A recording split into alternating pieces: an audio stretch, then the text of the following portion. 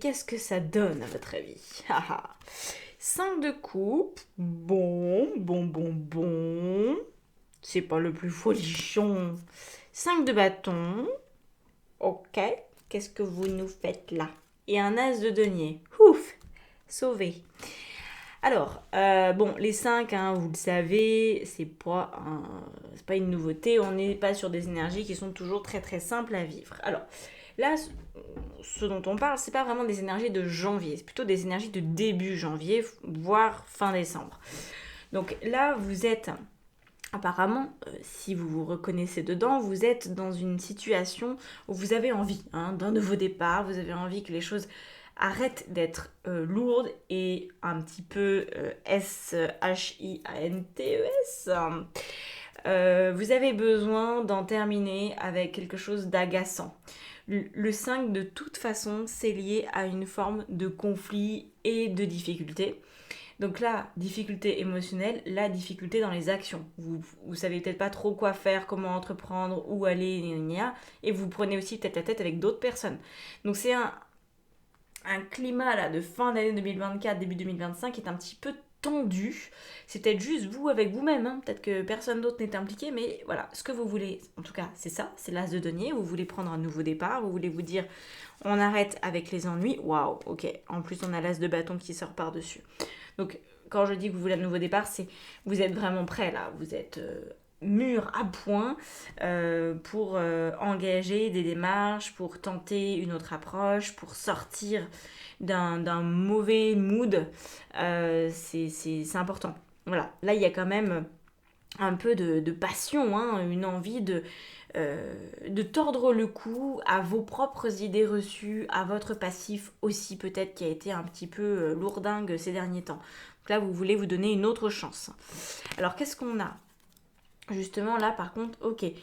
6 de coupe dans le challenge du mois. Alors, 6 de coupe, d'accord. Et ce qui va vous aider, c'est cette carte juste avant. Hop. Le roi de coupe. Ok.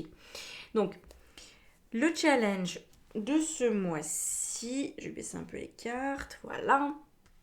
Le challenge de ce mois-ci, c'est de vous réconcilier avec votre enfant intérieur, de repartir, je pense, du bon pied. C'est pas toujours évident de procéder à ce genre de changement, mais là, le 6 de coupe, c'est le lien qu'on a à l'enfance, le lien qu'on a à des projets aussi qui peuvent être parfois un petit peu vieux et qu'on aurait tendance à mettre dans les tiroirs pour oublier qu'on les a pas réalisés.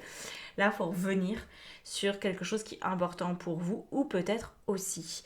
Pour certains, ça va être le cas, ça va être d'entreprendre une thérapie qui aborde les sujets de votre enfance. Voilà, surtout si vous avez une enfance un petit peu chaotique.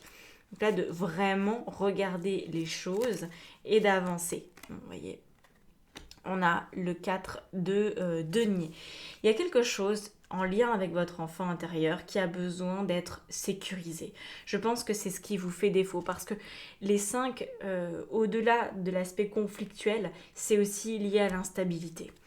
Et quand on est instable, on se prend la tête avec soi-même, on ne sait plus trop ce qu'on veut, on change d'avis toutes les 30 secondes, on peut être influençable, on peut avoir des difficultés en fait à se canaliser, à se poser, à se dire ok, là je prends cette direction et je m'y tiens. Et là, il y a quelque chose qui fait écho à ça, une forme d'insécurité dans l'enfance qui demande à être traitée. Je pense que pour la plupart d'entre vous, ce qui se pose ici en challenge, c'est une forme de thérapie liée à votre enfance. Donc, est-ce que vous avez un trauma? Essayez de le gérer, allez voir un psy, faites de la psychogénéalogie, faites des constellations familiales, moi j'en sais rien, faites ce que vous voulez, venez me voir en guidance ou en coaching. Bref, il faut faire quelque chose apparemment pour resécuriser le bateau et pour justement vous permettre ce nouveau départ. La manière de le faire, parce que là je vous dis à peu près ce qu'il faudrait faire, mais la manière est beaucoup plus importante encore que ce qu'il faut faire, c'est avec le roi de coupe. Et donc c'est d'y aller en douceur, avec une force d'amour pour vous-même. Donc peut-être que avant même de plonger dans les aspects traumatiques de votre existence, allez trouver un petit peu d'amour à disposition. Alors peut-être parfois l'amour ça commence par ce qu'on peut obtenir de quelqu'un d'autre.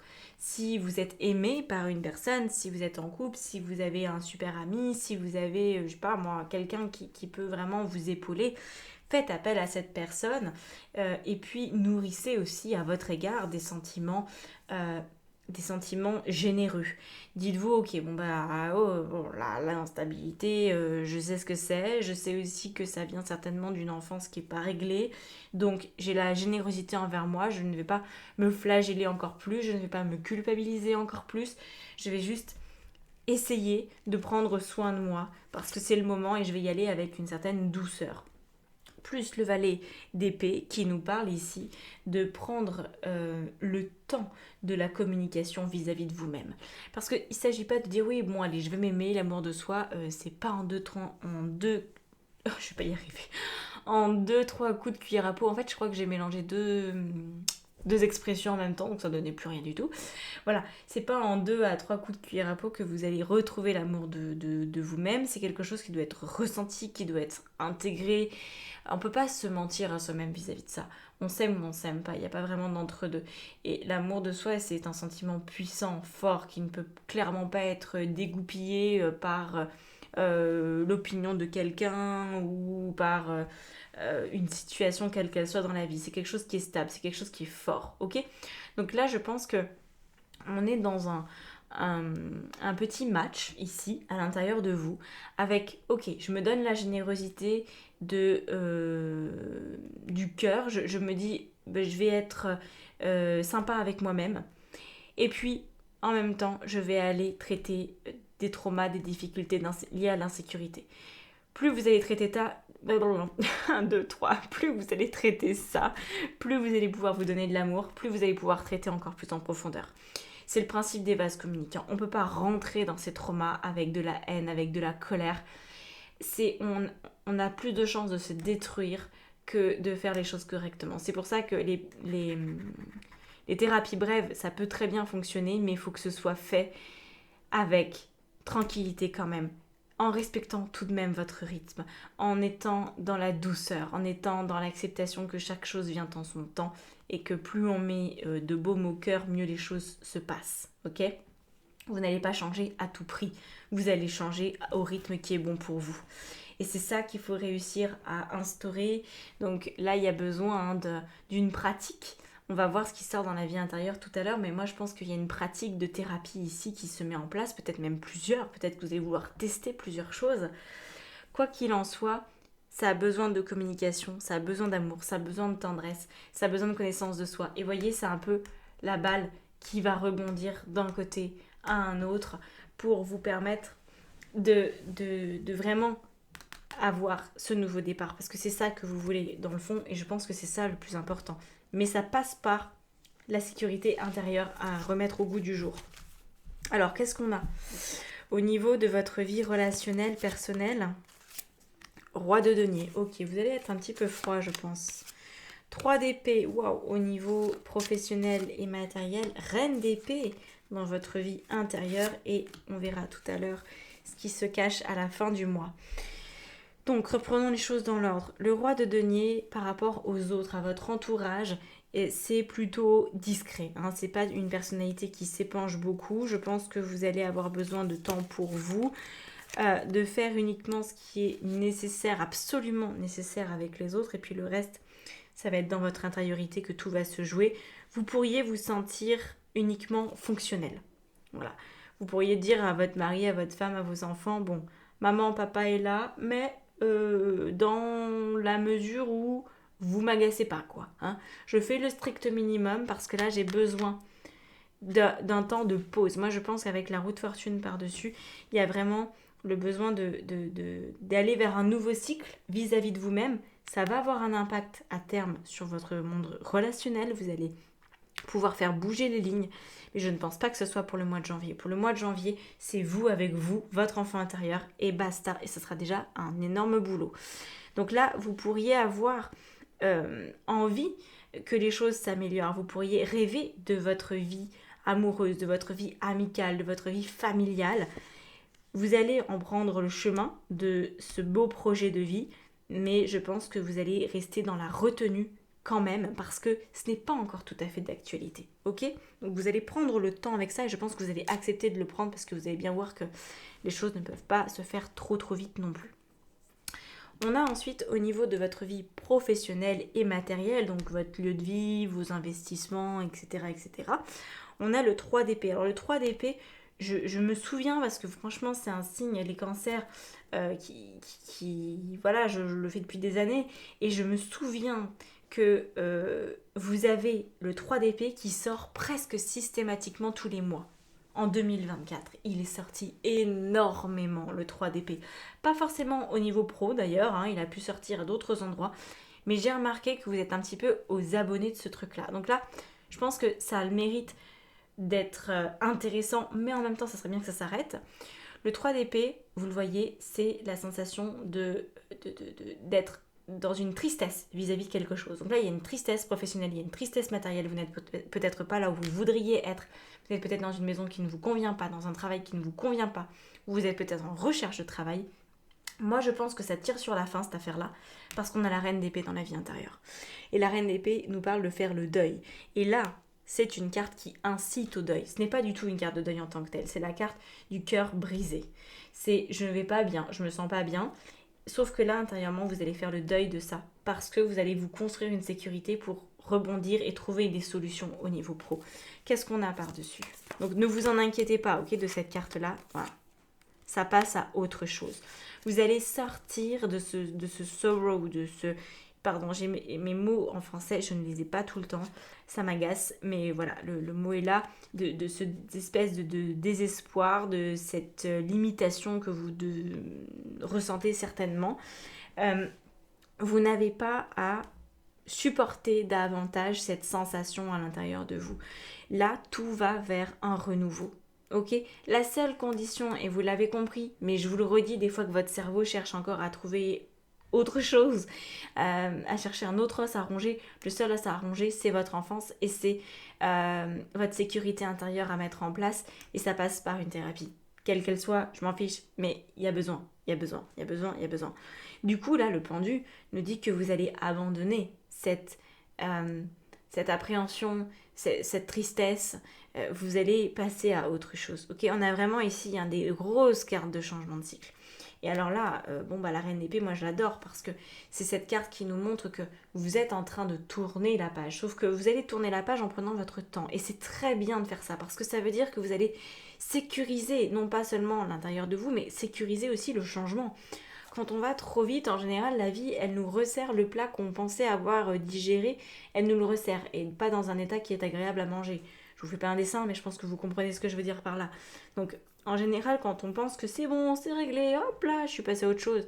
Ouais, alors attends, je vais te le resservir sous une autre forme, tu vas voir que c'est pas du tout réglé. Tu vas voir que c'est toujours aussi amer. Donc, c'est ça que la vie a voulu que vous compreniez, je pense, depuis quelques mois déjà. Et là, on a la reine d'épée. Alors la reine d'épée, elle a une posture particulière ici. Pourquoi?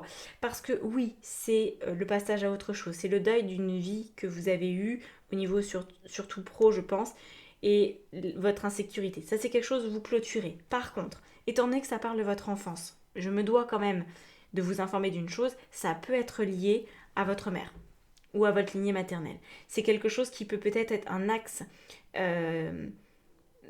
prioritaire. On va dire ça comme ça. Après, peut-être vous allez me dire, ah non, avec ma mère, tout va bien, dans ma lignée maternelle, aucun problème. Par contre, avec mon père, ça marche pas, c'est lié à personne. Ok, je ne fais pas une généralité de ça. Mais je vous dis, si jamais vous ne savez pas par quoi commencer, commencez par votre mère. Voilà, celle qui vous a engendré. On est vraiment là-dessus. On est sur de la biologie, on est sur de la génétique, on est sur un lien qui s'est peut-être pas fait correctement ou peut-être une mère très insécurisée aussi. À vous de creuser, à vous de voir. On a le valet de bâton, vous voyez. Ici, il y a beaucoup de choses qui nous parlent de l'enfance, il y a beaucoup de choses qui nous parlent de l'adolescence aussi et du besoin de faire le deuil de sa mère ou de ses parents. Je vous dis pas que vos parents sont morts, je vous dis qu'il y a besoin de grandir pour vous sécuriser et pour avoir un vrai nouveau départ qui vous ressemble. Ok? Donc là, vous n'êtes plus une adolescente, un adolescent. Vous avez le droit aujourd'hui d'être stable, sécurisé, stabilisé dans votre existence. Et ça va commencer par le pro et ça aura, je pense, après une influence sur le relationnel. Chaque chose en son temps, encore une fois. Qu'est-ce que ça donne? Allez, à la fin du mois, tout ça, on a hâte. 10 de denier. Waouh, ok, très bien. Alors c'est une belle énergie, je pense que c'est rassurant aussi de le voir ici. Vous voyez, on a le 5 de denier. Ouf. C'est une grosse étape que vous allez pouvoir franchir. En fait, le 10 de denier, c'est la satisfaction familiale. Vous voyez, c'est la prospérité de la famille. C'est le fait de dire, je suis légataire de mes aïeux, j'ai hérité peut-être d'un patrimoine, j'ai hérité d'une culture, j'ai hérité d'une forme de richesse. Puis j'ai aussi hérité de tout un tas de merde.